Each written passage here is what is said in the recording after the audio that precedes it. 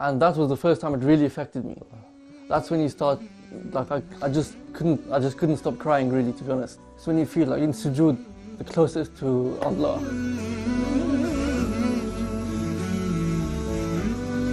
And you can't get any closer.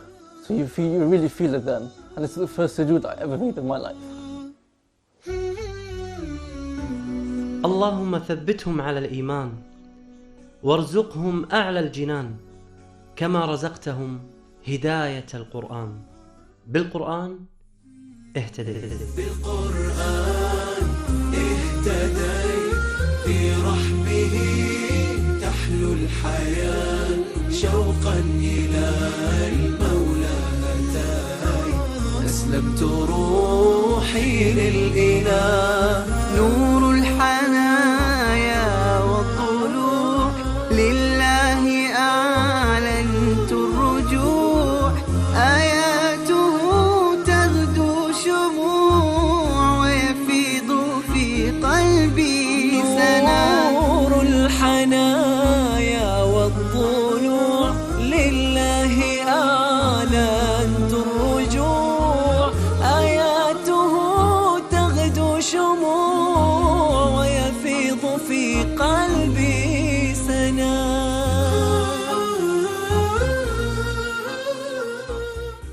My name is Daniel Benici. I've been Muslim now for 8 years. I was born in the UK and I'm now 26 years of age. I studied in the city of Bath where I went to a Catholic school all my life.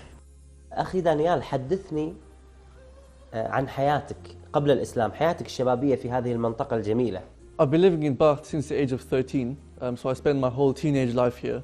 But luckily for myself, the friends who I surrounded myself with were not bad, and I was still at that age where all what was on my mind was football and going to the park and friends, and so it wasn't that bad. قبل الإسلام كان دانيال يعتنق الديانة المسيحية ولكنه لم يكن ملتزما بتعاليمها. I went to church probably once or twice a year for Christmas and Easter, and even that was just because I went with my family. It's not because I believed in anything specific. ما هي أهدافك في ذاك الوقت عندما كنت شاب؟ Actually, when I was a teenager, to be honest, I didn't have any aims or any goals, to be honest, because I felt like at that time, what's the point in having aims and goals? Because life is just for enjoyment. تعرف دانيال على الإسلام من خلال أصدقاء اللي كانوا معاه في الجامعة في مدينة بروستل، ولم يكن يعرف دانيال عن الإسلام شيء من قبل. ومن خلال علاقته القوية مع أصدقائه قرر أن يقرأ عن الإسلام، وللأسف عندما قرأ عن الإسلام وجد أن كل أصدقائه كانوا غير ملتزمين بتعاليم هذا الدين. But I started going to the masjid then. The first time I entered the masjid was actually this one. So I came down here and the first brother I met was also someone from Oman, and he spoke to me about Islam for a little while. My first experience of the masjid was a very positive one. As I mentioned, very sociable, so I felt comfortable talking to everyone. And I started to go more. I used to pray in Jama'ah, I used to meet new people, and I started to enjoy the masjid. So I started to realize that what I was doing was not exactly what Islam wanted me to do. But of course at this time I wasn't Muslim. And I didn't have any intention to become Muslim. I just wanted to find out more about Islam. But taking the step to go to the masjid for the first time was for me probably the most important step, because it was the kind of defining moment.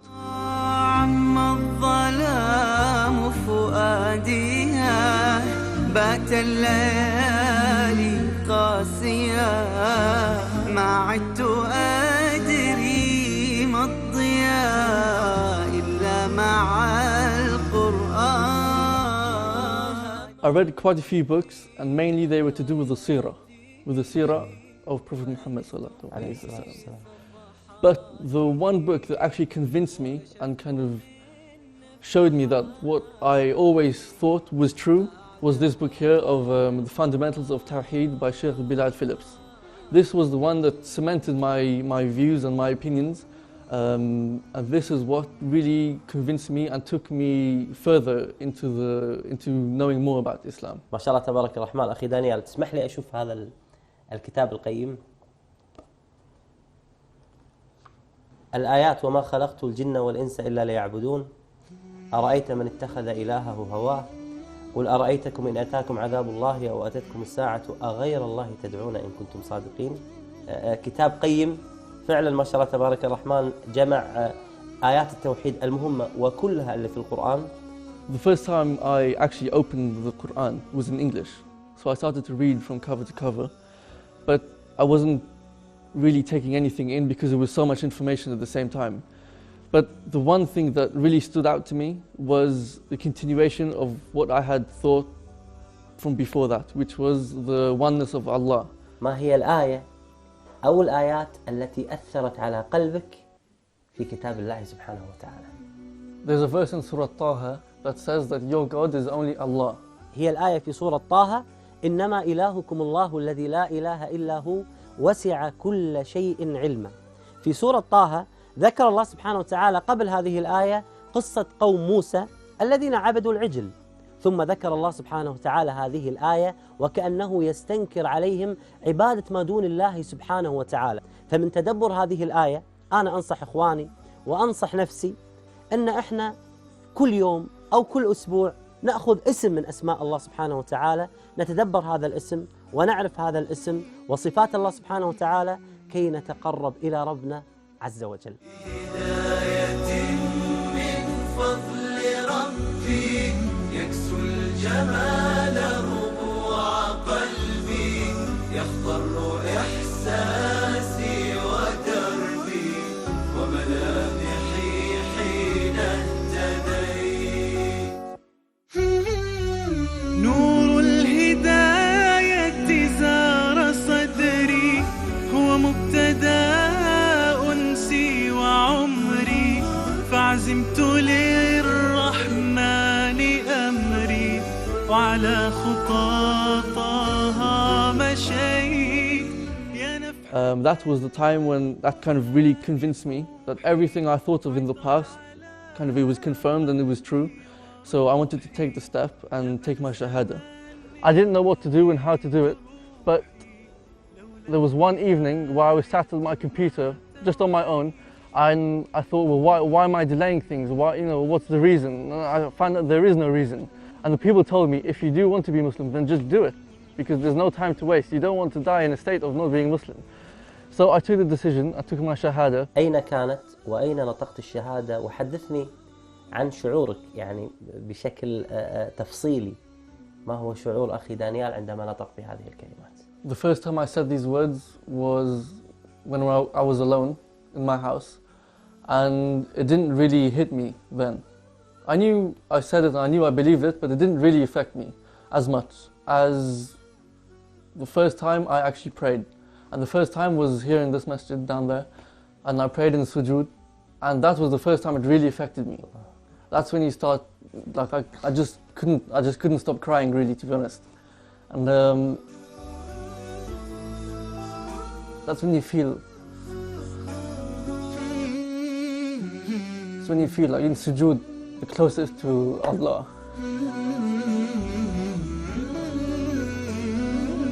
And you can't get any closer. So you really feel it then. And it's the first sujood I ever made in my life. This is when you really feel the shahada.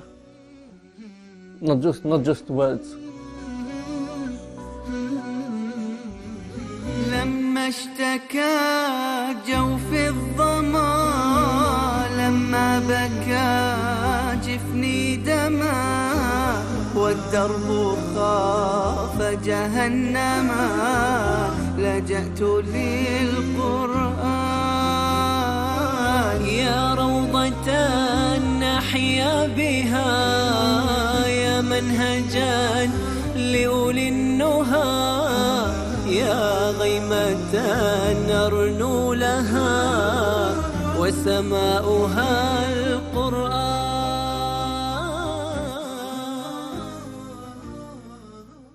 أشهد أن لا إله إلا الله وأشهد أن محمدا عبده ورسوله.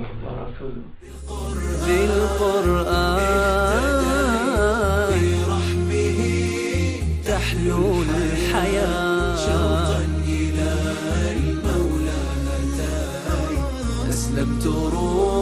روحي للإله في القرآن برحمه تحلو الحياة شوقا إلى المولى هداي أسلمت روحي للإله كان المدى شوى حتى كساه الندى والقلب قد أرضاك يا رب حين اهتدى يا رب حين اهتدى يا منزل القرآن نورا على أحمد أحسست باطمئنان بالنور لما ابتدى يا منزل القرآن. I'm a young Muslim, only been Muslim 8 years, and what I've learned is that every Muslim needs to do something. Doesn't matter how big or small, but do something. Don't do nothing. Present the Islam to others, and the best way to do this is to act as a Muslim. Not just tell people about Islam, but show them. Sometimes you don't have to tell them, but your actions will tell them on their own. For me, one of the most important surahs of the Quran that I ever read was probably one of the first, which is Surah Al-Fatiha. This was because, of course, my reason for becoming Muslim had a lot to do with the concept of Tawheed, of the oneness of Allah subhanahu wa ta'ala. عمر دانييل في الإسلام الآن 8 سنوات فقط، توجه فيها للقرآن بشكل كبير واهتمام بالغ. والغريب أن دانيال عنده سند في قراءة القرآن وإجازة إلى النبي محمد صلى الله عليه وآله وسلم.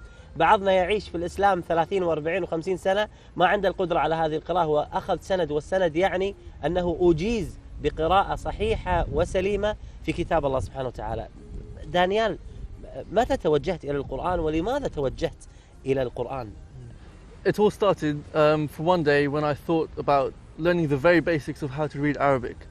I didn't have any aims or goals to reach a certain level, but I thought I need to start to at least be able to read something. So one of my best friends at the time, who was from Oman originally, he was studying in Bath. بدأت مع دانيال في تلاوة القرآن وتجويده وتعليمه هذا الموضوع بعد إسلامه بفترة. يعني عندما اتفقنا على أن نجلس، يعني وجدت منه الاهتمام ووجدت منه المثابرة على الموضوع، ولفترات طويلة خلال قراءته كنا نلتقي تقريبا يوميا. I mean, we started reading every single day, and it would take me probably an hour and a half to read one page. So it was a very slow and painstaking process. وهذا أدى إلى أنه يعني بحمد الله ختم المصحف قراءة وتلاوة وتجويدا 3 مرات. وكنت على اتصال مع الشيخ الذي أجازني في التلاوة في الأردن، وهو الشيخ عبد الرحمن المحمود، وأخبرني يعني بأنه من يقرأ معي في بريطانيا هو ممكن أن يجيزهم يعني. And also with his sheikh, who we invited from Jordan to come to Bath, and he taught the community as well, and alhamdulillah I managed to finish the Quran with him, and eventually he decided whether or not he wanted to give me the ijazah. لا أقسم بيوم القيامة ولا أقسم بالنفس اللوامة أيحسب الإنسان أن لن نجمع عظامه بلى قادرين على أن نسوي بنانه. ما كنت أتصور في يوم من الأيام أني أجلس في هذه الجلسة تبارك الرحمن مع واحد شرطي في بريطانيا وأسمع يقرأ القرآن أفضل مما نحن نقرأ. السؤال الأهم من بعد هذه القراءة، تعرف أن تتكلم اللغة العربية، تفهم اللغة العربية. In terms of Arabic, I can understand most of Arabic conversation. Of course, when it gets to more complicated words and less common words, I struggle a little bit. But I generally understand the topic and the I'd say 70 to 80% of a conversation between two people. And in terms of speaking, I don't actually speak because I don't practice. But I'm sure if I did practice, then it wouldn't take very long because I already have the reading and the understanding in most part. So inshallah, with a bit of practice, the speaking will also arrive. يا رب نرى أخونا دانيال وتدعو له الآن ممن يشاهدنا، كلنا ندعو له أن يكون من حفظة كتاب الله سبحانه وتعالى، يعيش في مجتمع لا يوجد فيه مشايخ قرآنيين متقنين، ولكن يقرأ القرآن بهذه الطريقة. والله نخجل من أنفسنا. حميم والكتاب المبين إنا أنزلناه في ليلة مباركة إنا كنا منذرين. ما قصة دخول دانيال للشرطة؟ كيف تم قبوله؟ ولماذا اتجه للشرطة؟ One time when I was in the masjid, we just finished praying and someone came in and he introduced himself as an inspector in the police. I wasn't exposed to the police before, so I didn't have any idea, but I said, who are you, and welcome to the masjid, and is everything okay? He said, yes. He said, I just wanted to let the Muslim community know that there are vacancies in the police, so if anyone wants to apply, more than welcome. So I thought about it, and I said, yeah, I'm interested. It's not something I'd thought about before, but why not? It's something interesting. So I applied. And alhamdulillah, I got the job. But before that, there were quite a few interview phases. Before I actually accepted the job of being in the police, of course I was offered the job, but I did not accept at that point because I had 3 conditions. Was that I had to pray Jum'ah in the masjid, that's 100%. I had to definitely pray my 5 daily prayers on time whenever it was needed, within, of course, its limit. And the third and final one was to keep the beard, because I wanted to be recognized as a Muslim, especially in this country. I think that's very important. I don't want to hide away as a Muslim. I'm a Muslim, I'm proud of it. So I want to be recognized in the street as a Muslim.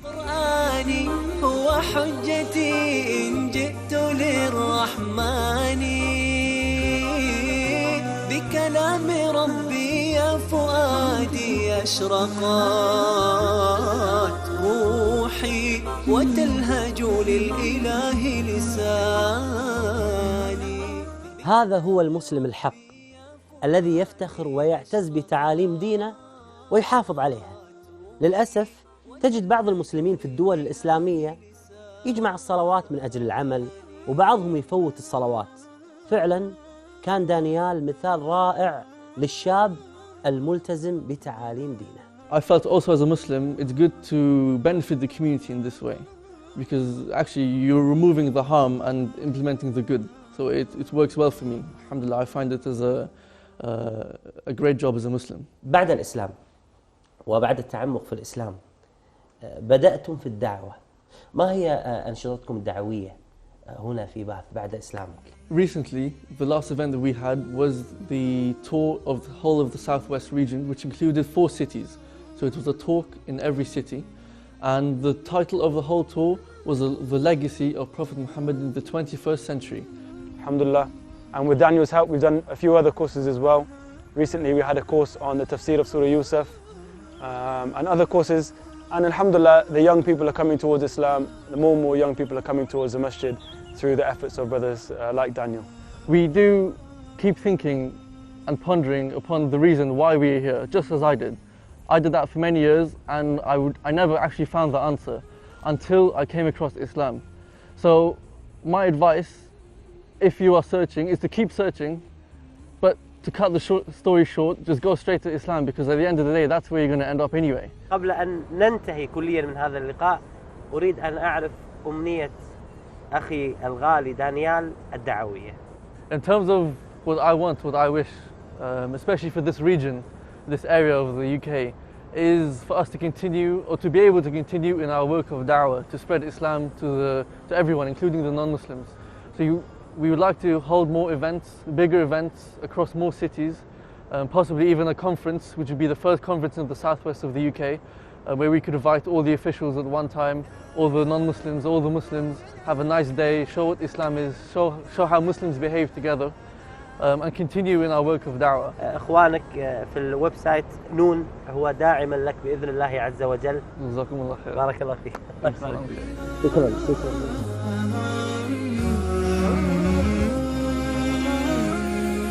أسير بدرب قرآني فيشرق صبحه الحاني أرتله وأحفظه وأقرأه بمعاني أسير بدرب قرآني ربيعي أنس أيامي، صديقي بوح أحلامي، شفاء الهم والشقوى يداوي جرحي دامي. ربيعي أنس أيامي، صديقي بوح أحلامي، شفاء الهم والشقوى يداوي جرحي دامي. ولما تهت ثم أتيت لدرب كلام رب البيت، وجدت النور والسلوى مع القرآن اهتديت، مع القرآن اهتديت.